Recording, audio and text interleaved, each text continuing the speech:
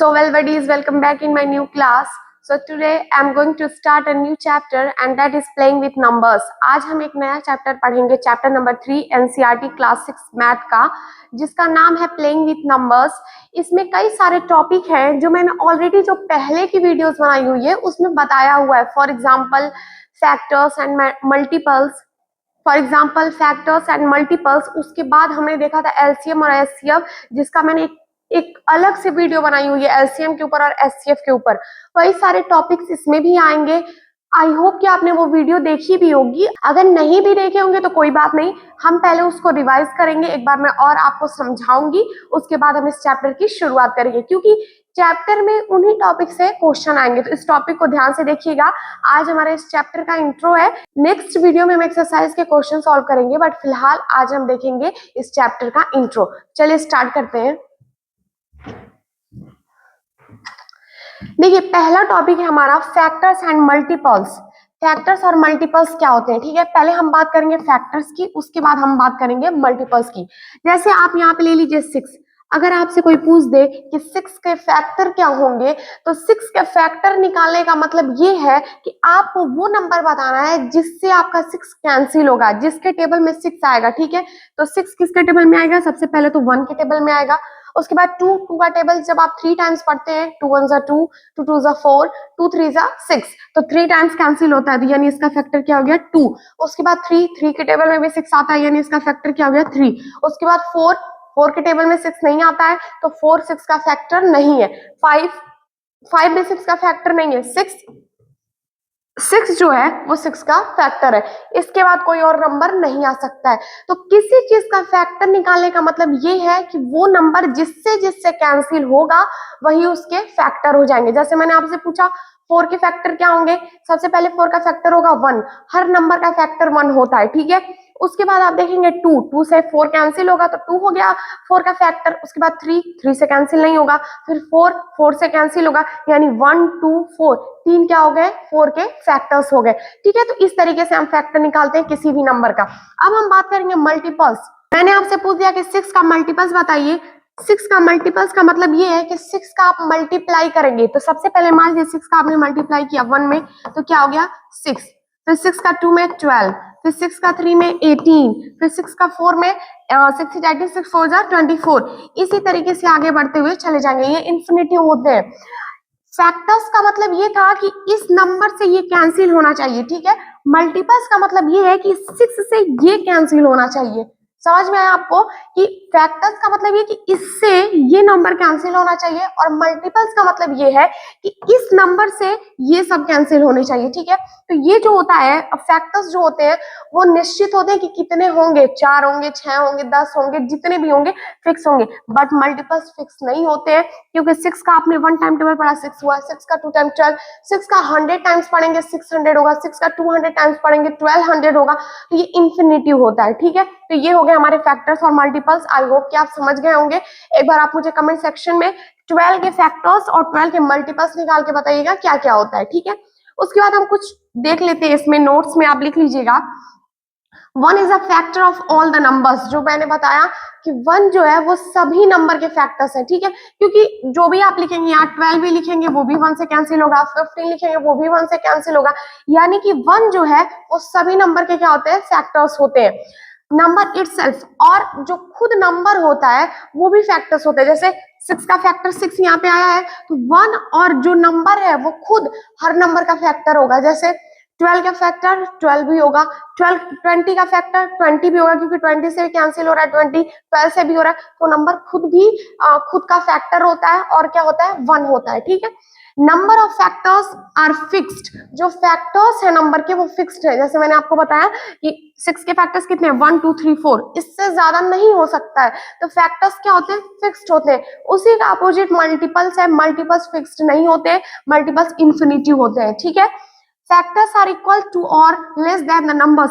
Factor या तो number के इक्वल हो सकता है या तो उसके कम हो सकता है। जैसे 6 का आपने फैक्टर निकाला, 1 है यानी 6 से कम है, 2 है यानी 6 से कम है, 3 है 6 से कम है, 6 है क्या है, इक्वल है। तो इक्वल हो सकता है या फिर उससे कम हो सकता है।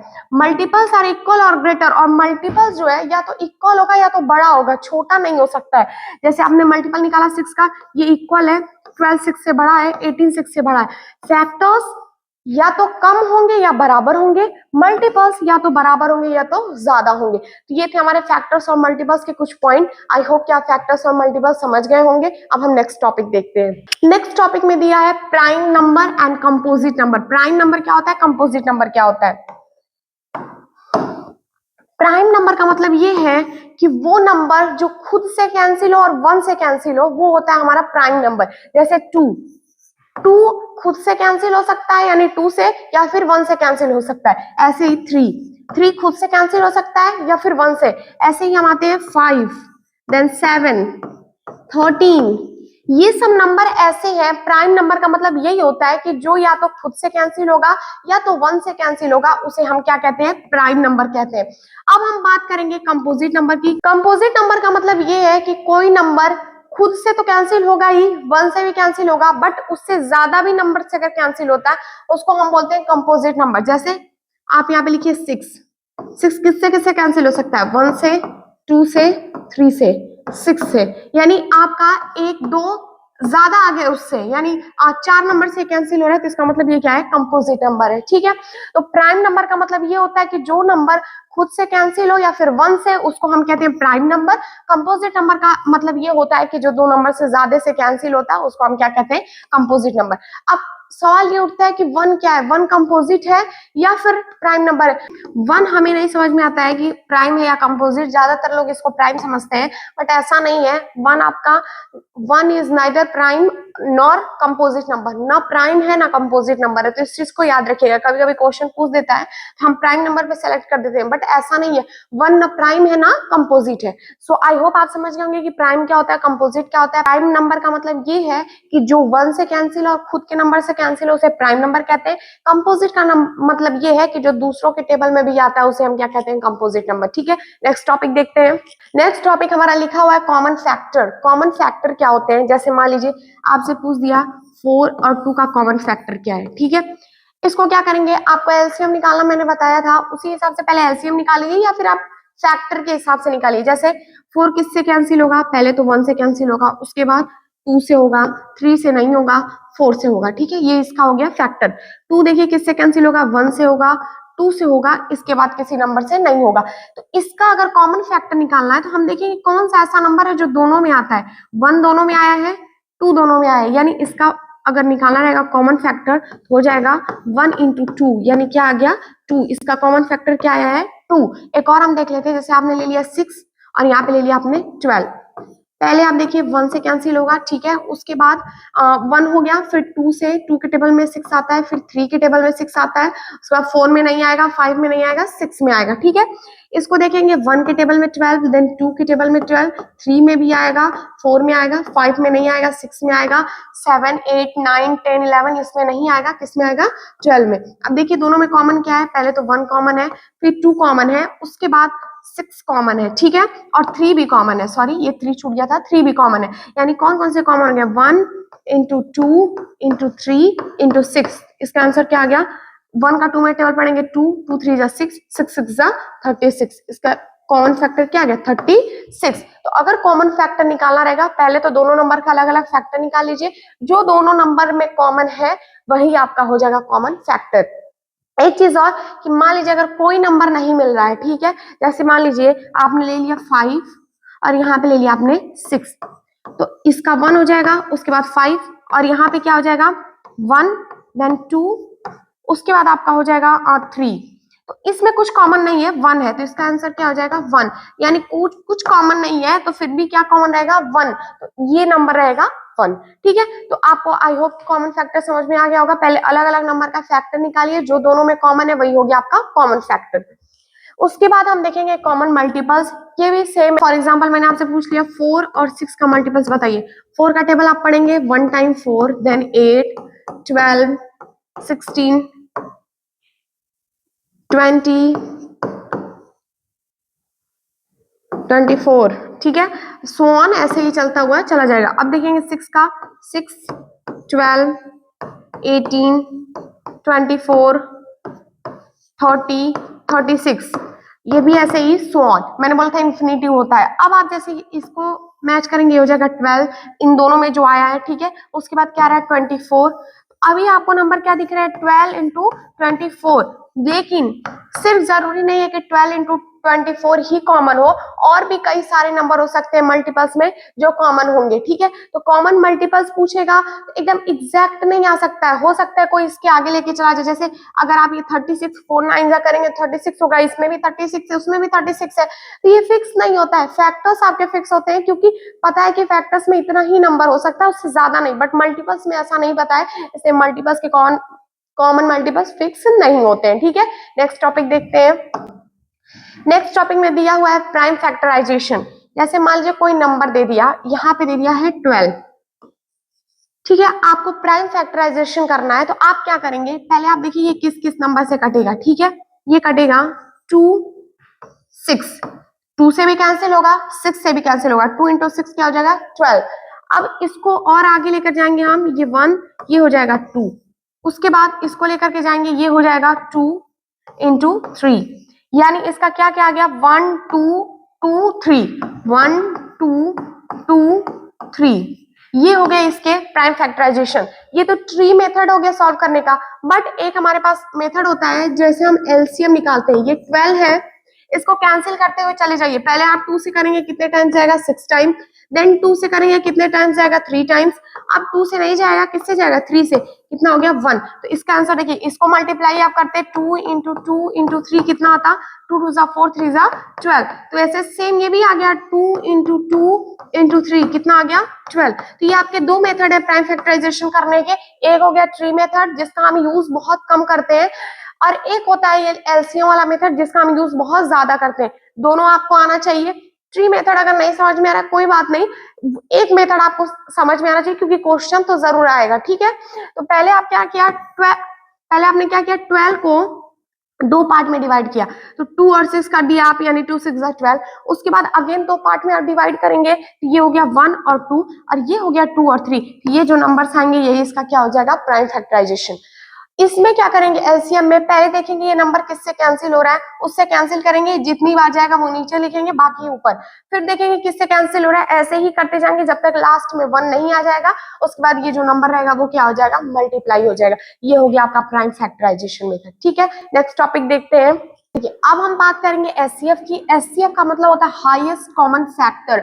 मतलब अगर कोई नंबर दिया है तो आपको बताना है, जैसे 2 नंबर दे दिया 3 नंबर दे दिया, तो उन तीनों में कौन सा हाईएस्ट कॉमन फैक्टर है, ठीक है। जैसे हमने एग्जांपल ले लिया 20, 28, 36, इसका हमें हाईएस्ट कॉमन फैक्टर निकालने के लिए पहले अलग अलग फैक्टर निकालना पड़ेगा, ठीक है। जैसे 20 का निकाले आपने 20 का, तो 2 का 10 टाइम्स, देन 2 5 टाइम्स, उसके बाद 5 1 टाइम्स। मैंने बताया जब तक लास्ट में 1 नहीं आएगा तब तक आपको लिखना है। उसके बाद 28 का निकालेंगे आप, 2 से करिए 2 1 जा 2, 2 4 जा 8, देन 2 से अगेन 7 टाइम्स, देन 7 से 1 टाइम्स, ठीक है। उसके बाद 36 का आप करेंगे, 2 से कितने टाइम्स जाएगा 18 टाइम्स, देन 2 का 9 times, then 3 times, then 3 1 time, ठीक है। अब देखिए जैसे यहाँ पे 9 है, तो अगर हम चाहते हैं डायरेक्ट 9 से भी कर लेते, बट कोशिश करते हैं कि पहले छोटे नंबर से उसको कैंसिल करना शुरू करें, ठीक है। तो यहाँ पे क्या आ गया 1, तो ये हो गया कंप्लीट। यानी आपने 20 को जब किया तो क्या आया है 2 इंटू 2 इंटू 5, 2 इंटू 2 इंटू 5। आप इसको मल्टीप्लाई करेंगे तो इतना ही आएगा, 2 2 जा 4, 4 5 जा 20। उसके बाद इसमें आपने किया जब 28 को, तब क्या आया है 2 इंटू 2 इंटू 7, यानी 2 इंटू 2 इंटू 7, ठीक है। उसके बाद 36 को आपने किया है तो आया 2 इंटू 2 इंटू 3 इंटू 3, यानी 2 टाइम्स आप क्या है 2, और 2 टाइम्स आया आपका 3। अब आप देखेंगे जैसे कॉमन फैक्टर निकाले सेम वैसे ही है। अब आप देखेंगे इन तीनों में क्या कॉमन है, तो पहले तो तीनों में 2 कॉमन है, ठीक है। उसके बाद अगेन तीनों में 2 कॉमन है, उसके बाद तीनों में कुछ भी कॉमन नहीं है, यानी आपका कॉमन क्या आया एचसीएफ क्या आ गया आपका हाईएस्ट कॉमन फैक्टर आ गया आपका 2, और एक बार और 2 है, 2 इंटू 2, यानी आपका एचसीएफ आ गया है 4। पहले हम देखेंगे तीनों में कॉमन क्या है। अगर मान लीजिए तीनों में 5 रहता तो फिर इंटू 5 लिखते, जितना तीनों में कॉमन रहेगा उसी को मल्टीप्लाई कर देंगे, जो मल्टीप्लाई करने पे आंसर आएगा वही आपका हाईएस्ट कॉमन फैक्टर हो जाएगा। ठीक है, फैक्टर निकालने के लिए यानी एचसीएफ निकालने के लिए पहले 2 नंबर दिए तो दोनों के फैक्टर निकाल लीजिए, 3 नंबर दिए तो तीनों के फैक्टर निकाल दीजिए। अगर 2 नंबर है तो दोनों में देखना है कौन सा कॉमन है, अगर 3 नंबर है तो तीनों में देखना है कौन सा कॉमन है, जो कॉमन रहेगा उसको मल्टीप्लाई कर दीजिएगा, वही आपका आंसर हो जाएगा। ठीक है, अब हम नेक्स्ट टॉपिक देखते हैं। नेक्स्ट टॉपिक में आपका एलसीएम। इसके पहले आपने देखा एचसीएफ, आप देखेंगे एलसीएम। एलसीएम का मतलब होता है लिस्ट कॉमन मल्टीपल या फिर लोवेस्ट कॉमन मल्टीपल भी बोलते हैं। ठीक है, अब बात हम करेंगे मल्टीपल की। जैसे मैंने आपसे पूछ दिया 2 और 3 का लोवेस्ट कॉमन मल्टीपल क्या होगा, तो पहले आप इसको निकालने के लिए इस तरीके से लिखेंगे। उसके बाद देखिए ये दोनों किस नंबर से कट रहे हैं, सेम नंबर से तो नहीं कटेंगे। 2 आपका 2 से कैंसिल हो जाएगा, 3 आप एज इट इज लिखेंगे, फिर 3 आपका किससे कैंसिल हो जाएगा, 1 से। उसके बाद इन दोनों का मल्टीप्लाई कर लेंगे, यानी 2 इंटू 3 क्या हो जाएगा, 6। इसमें कॉमन नहीं देखना है। ठीक है, इस तरीके से जो नंबर रहेगा दोनों को उसको आप मल्टीप्लाई करके लिखेंगे। उसमें क्या करते हैं एचसीएफ में, जैसे 2 नंबर दिए हैं तो दोनों का अलग अलग आप फैक्टर निकालते हैं, बट एलसीएम में दोनों नंबर साथ में निकालेंगे। जैसे एक और मैं एग्जांपल ले लेती हूँ, एक एग्जांपल हमने ले लिया 18 और ले लिया 20। ठीक है, इसका एलसीएम आपको निकालना है। पहले ये कैंसिल होगा, 2 से दोनों नंबर कैंसिल हो जाएंगे, कितने टाइम्स, 9 टाइम्स, ये 10 टाइम्स। ठीक है, उसके बाद 2 से 9 कैंसिल नहीं होगा, बट 10 आपका कैंसिल हो जाएगा, जो नहीं होगा उसको ऐसे ही लिख लेंगे, 5 टाइम्स हो गया।